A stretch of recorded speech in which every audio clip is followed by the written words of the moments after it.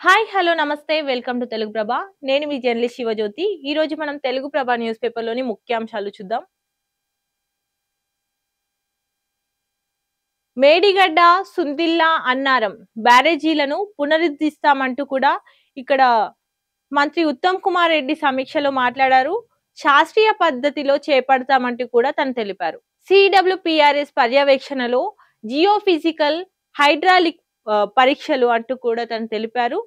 అర్హత గల సంస్థలకే పనులు అప్పగిస్తామంటూ కూడా తను పేర్కొన్నారు. మరమ్మతుల బాధ్యత నిర్మాణ సంస్థలదే అంటూ తను తెలిపారు. విజిలెన్స్ విజిలెన్స్ సూచనల మేరకు కాంట్రాక్టర్లపై క్రిమినల్ చర్యలు తీసుకుంటామని కూడా ఈ సమీక్షలో ఉత్తమ్ కుమార్ రెడ్డి పేర్కొన్నారు. కాళేశ్వరం ప్రాజెక్టులోని ముఖ్యమైన మేడిగడ్డ, సుందిల్లా, అన్నారం బ్యారేజీల పునరుద్ధరణకు ప్రభుత్వం చర్యలు చేపట్టింది. ఈ మేరకు నీటిపారుదల, పౌర సరఫరాల శాఖ మంత్రి ఉత్తమ్ కుమార్ రెడ్డి తెలిపారు. బుధవారం సచివాలయంలో నీటిపారుదల శాఖ అధికారులతో మంత్రి ఉత్తమ్ కుమార్ రెడ్డి సమీక్ష నిర్వహించారు. ఈ సందర్భంగా ఆయన మాట్లాడుతూ కేంద్ర జలవనరుల సంఘంతో సమన్వయం చేసుకొని శాస్త్రీయ పద్ధతిలో కాళేశ్వరం ప్రాజెక్టును పునరుద్ధరించేందుకు సన్నాహాలు చేస్తున్నామని కూడా తను తెలిపారు. గత ప్రభుత్వం నిర్మించిన ఈ బ్యారేజ్ లో సాంకేతిక లోపాలు, తప్పుడు నిర్ణయాలు కారణంగా జరిగిన నష్టాలను నేషనల్ డ్యామ్ సేఫ్టీ అథారిటీ, న్యాయ కమిషన్లు స్పష్టంగా వెల్లడించాయని కూడా మంత్రి గుర్తు చేశారు. సెంట్రల్ డిజైన్ ఆర్గనైజేషన్ పై వచ్చిన ఆరోపణల నేపథ్యంలో స్వతంత్ర సాంకేతిక సంస్థలను నియమించాలని తెలిపారు. పూణేలోని central water and power research station ద్వారా జియోఫిజికల్, హైడ్రాలికల్ పరీక్షలు నిర్వహించామని తను చెప్పారు. నష్టాల అంచనా తర్వాత పునరుద్ధరణ పనులు ప్రారంభిస్తామని కూడా తను పేర్కొన్నారు. ఇటీవల కురిసిన భారీ వర్షాలకు నీరు పెరిగిందని, నీరు తగ్గిన వెంటనే పరీక్షలు ప్రారంభిస్తామని కూడా తను పేర్కొన్నారు. మొదట 5 సంస్థలను ఎంపిక చేసి వాటిలో 3ని ఫైనల్ చేస్తామని కూడా మంత్రి ఉత్తమ్ కుమార్ రెడ్డి స్పష్టం చేశారు. తడిసిన ప్రతి గింజను కొంటాం అంటూ కూడా ఇక్కడ మంత్రి ఉత్తమ్ కుమార్ రెడ్డి గడ్డిపల్లిలోని ధాన్యం కొనుగోలు కేంద్రాలను పరిశీలించి అక్కడ రైతులకు తెలిపారు. 48 గంటల్లో నగదు చెల్లిస్తామంటూ కూడా, అంటే 2 రోజుల్లో కొన్నదానికి నగదు కూడా చెల్లిస్తామంటూ కూడా, అన్నదాతల శ్రేయస్సుకు ఎంతైనా ఖర్చు చేస్తామంటూ కూడా తను పేర్కొన్నారు. కొనుగోలు కేంద్రాల్లో ఇబ్బందులు లేకుండా చర్యలు తీసుకుంటామని, మరియు ధాన్యం దిగుబడిలో తెలంగాణదే తొలి స్థానం ఉందంటూ, ముమ్మాటికి ఇది కాంగ్రెస్ ప్రభుత్వ ఘనతనే అంటూ కూడా తను పేర్కొన్నారు. జాతర నాటికి పనులు పూర్తి అంటూ మిషన్ల మేడారం అభివృద్ధి పనులు అంటూ కూడా ఇక్కడ మంత్రులు పొంగులేటి శ్రీనివాస్ రెడ్డి, సురేఖక్క, అడ్లూరి లక్ష్మణ్ అండ్ సీతక్క పేర్కొన్నారు. మరో 20 రోజుల్లో పనులకు తుది రూపు, ముఖ్యమంత్రితో చర్చించి ఫైనల్ మాస్టర్ ప్లాన్ విడుదల చేస్తామంటూ కూడా ఇక్కడ మంత్రులు పేర్కొన్నారు. ఆలయ ప్రాంగణంలో విస్తరణ మ్యాప్లను పరిశీలించారు. జాతీయ పండుగ గుర్తించడానికి కేంద్ర మంత్రి కిషన్ రెడ్డి కూడా వారికి సహకరించాలంటూ వారు సూచించారు. వచ్చే 200 ఏళ్ల పాటు నిలిచేలా మేడారం అభివృద్ధి పనులు జరుగుతున్నాయని, భక్తులకు ఎలాంటి ఇబ్బందులు తలెత్తకుండా జాతర నాటికి పూర్తి చేస్తామని కూడా ఇక్కడ మంత్రులు పొంగులేటి శ్రీనివాస్ రెడ్డి, సురేఖక్క, అడ్లూరి లక్ష్మణ్, సీతక్క పేర్కొన్నారు. ముఖ్యమంత్రి రేవంత్ రెడ్డి ప్రభుత్వం నిర్ణయం మేరకు తాము అనుకున్న ప్రణాళిక మేరకు పనులు జరుగుతున్నాయని తాము తెలిపారు. బుధవారం మేడారంలో జరుగుతున్న ఆలయ ప్రాంగణ విస్తరణ అభివృద్ధి పనులను మంత్రులు పరిశీలించినట్టు కూడా తెలుస్తుంది.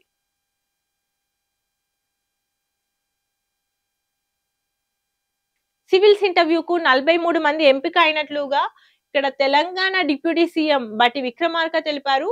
రాజీవ్ గాంధీ సివిల్స్ అభయహస్తంతో సత్ఫలితాలు వచ్చాయంటూ కూడా తను పేర్కొన్నారు. ఇప్పటి వరకు 342 అభ్యర్థులకు 3.61 కోట్లు ఆర్థిక సహాయం చేసినట్టు కూడా తను పేర్కొన్నారు. ఎంపికైన వారికి అభినందనలు కూడా సీఎం రేవంత్ రెడ్డి తెలిపారు. ఇక్కడ నాగార్జున ఐఎమ్ సారీ అంటూ కూడా గతంలో చేసిన వ్యాఖ్యలను వెనక్కి తీసుకుంటున్నా అంటూ ఇక్కడ మంత్రి కొండా సురేఖ ట్విట్టర్ ద్వారా ఎక్స్ వేదికగా ట్వీట్ చేశారు. మంత్రి పదవి అడగలేదు అంటూ కూడా ఇక్కడ పిసిసి చీఫ్ మహేష్ గౌడ్ తెలిపారు. సీఎం రేవంత్ రెడ్డితో ఎటువంటి గ్యాప్ లేదంటూ రాష్ట్రంలో మరోసారి వచ్చేది కాంగ్రెస్ ప్రభుత్వమే అంటూ కూడా తను పేర్కొన్నారు. ఈ రోజుల్లో రిగ్గింగ్ అసాధ్యం, ప్రతిపక్షాల ఆరోపణలు అవాస్తవం అంటూ కూడా తను పేర్కొన్నారు. జూబ్లీహిల్స్ లో కాంగ్రెస్ విజయం ఖాయం అంటూ కూడా తను స్పష్టం చేశారు. చూద్దాం. మంత్రి పదవి కావాలని తను ఎక్కడ అడగలేదని, సీఎం రేవంత్ రెడ్డితో తనకు ఎలాంటి గ్యాప్ లేదని పిసిసి చీఫ్ మహేష్ కుమార్ గౌడ్ స్పష్టం చేశారు. కాంగ్రెస్ పార్టీ రాష్ట్ర అధ్యక్షుడిగా తాను చాలా సంతోషంగా ఉన్నానని కూడా తను పేర్కొన్నారు. బుధవారం గాంధీ భవన్ లో మీడియా చిట్చాట్ లో ఆయన మాట్లాడుతూ రాష్ట్రంలో మరోసారి వచ్చేది కూడా కాంగ్రెస్ ప్రభుత్వమే అంటూ ధీమా వ్యక్తం చేశారు. 10 ఏళ్లు కాంగ్రెస్ సర్కార్ కు ఎలాంటి డోకా లేదని కూడా తను పేర్కొన్నారు. జూబ్లీహిల్స్ ఉప ఎన్నికల్లో కాంగ్రెస్ పార్టీ విజయం ఖాయం అంటూ కూడా తను తెలిపారు. హస్తినలో సీఎం రేవంత్ రెడ్డి నేడు US India strategic partnership forum సమావేశానికి తను హాజరు కానున్నారు. జూబ్లీహిల్స్ బైపోల్ తర్వాత ఢిల్లీ టూర్ పై సర్వత్రా ఆసక్తి నెలకొంది. US India strategic partnership forum సమావేశంలో పాల్గొనేందుకు బుధవారం సీఎం రేవంత్ రెడ్డి ఢిల్లీకి వెళ్లారు. నేడు ఉదయం ఈ సమావేశం జరగనుంది.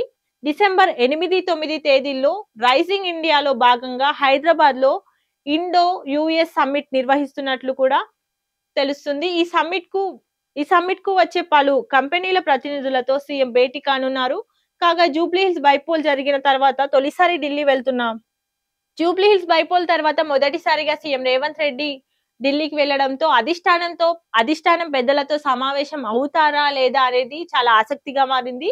రాష్ట్ర తాజా రాజకీయ పరిస్థితులు, కొంతకాలంగా వాయిదా పడుతున్న స్థానిక సంస్థల ఎన్నికలు, పార్టీ అంతర్గత నిర్మాణంలో భాగంగా డిసిసిల నియామకం విషయంలో ఏఐసిసి నేతలతో సీఎం చర్చిస్తారా లేదా అన్నది కూడా తెలియాల్సింది. నన్ను క్షమించాలి, ఇకపై ఇలాంటి పొరపాటు చేయను అంటూ కూడా ఇక్కడ ప్రకాష్ రాజ్ పేర్కొన్నారు. యువత బెట్టింగ్ యాప్ జోలికి వెళ్ళొద్దు అంటూ కూడా తను సూచించారు. బెట్టింగ్ యాప్ కేసులో సిట్ విచారణకు హాజరైన ప్రకాష్ రాజ్ ఇందులో ఏం తెలిపారో చూద్దాం. ఆన్లైన్ బెట్టింగ్ యాప్ ప్రమోషన్స్ కేసులో భాగంగా సినీ నటుడు ప్రకాష్ రాజ్ బుధవారం సిఐడి సిట్ విచారణకు హాజరయ్యారు. హైదరాబాద్ లగ్డీ కపూల్లోని సిఐడి కార్యాలయంలో అధికారులు ఆయనను విచారించారు. ఈ నేపథ్యంలో సిఐడి కార్యాలయం వద్ద పోలీస్ బందోబస్తు ఏర్పాటు చేశారు. విచారణ సందర్భంగా సిట్ అధికారులు ప్రకాష్ రాజ్ వద్ద నుంచి ఆర్థిక లావాదేవీలు, బెట్టింగ్ యాప్స్ నిర్వాహకులకు సంబంధించిన సమాచారాన్ని సేకరించినట్లు కూడా తెలుస్తుంది. విచారణ అనంతరం ప్రకాష్ రాజ్ మీడియాతో మాట్లాడారు. నోటీసులు పంపడంతో విచారణకు హాజరయ్యాను. 2016లో గేమింగ్ యాప్ అనుకొని బెట్టింగ్ యాప్ ప్రమోషన్ చేశాను. 2017లో యాప్ ని నిషేధించారు. యువత బెట్టింగ్ యాప్ జోలికి వెళ్ళొద్దు అంటూ కూడా తెలిసి చేసినా తెలియక చేసినా తప్పే కాబట్టి క్షమాపణలు కోరుతున్నా అంటూ కూడా తను పేర్కొన్నారు.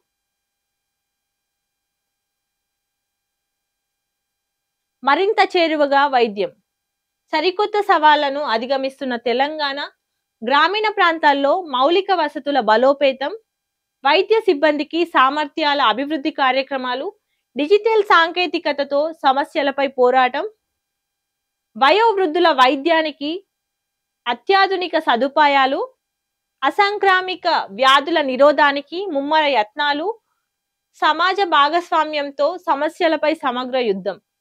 తెలంగాణ రాష్ట్ర వైద్య ఆరోగ్య రంగం ఇప్పటి వరకు సాధించిన విజయాలను మెట్లుగా చేసుకుంటూ కొత్తగా వస్తున్న సవాళ్లను సమగ్రంగా ఎదుర్కోవాలని లక్ష్యంగా పెట్టుకుంది. సో ఇందుకు రోగి కేంద్రీకృత విధానాలు అవలంబిస్తుంది.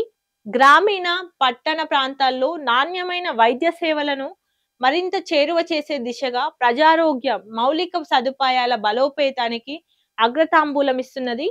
ఇందుకోసం ఆరోగ్య మౌలిక సదుపాయాల పెంపు, వైద్య సిబ్బంది సామర్థ్యాభివృద్ధి, టెలిమానస్, ఎన్క్యూఏఎస్ సర్టిఫికేషన్ లాంటి వినూత్న కార్యక్రమాల్లో పెట్టుబడులను కొనసాగిస్తున్నట్లు తెలుస్తుంది.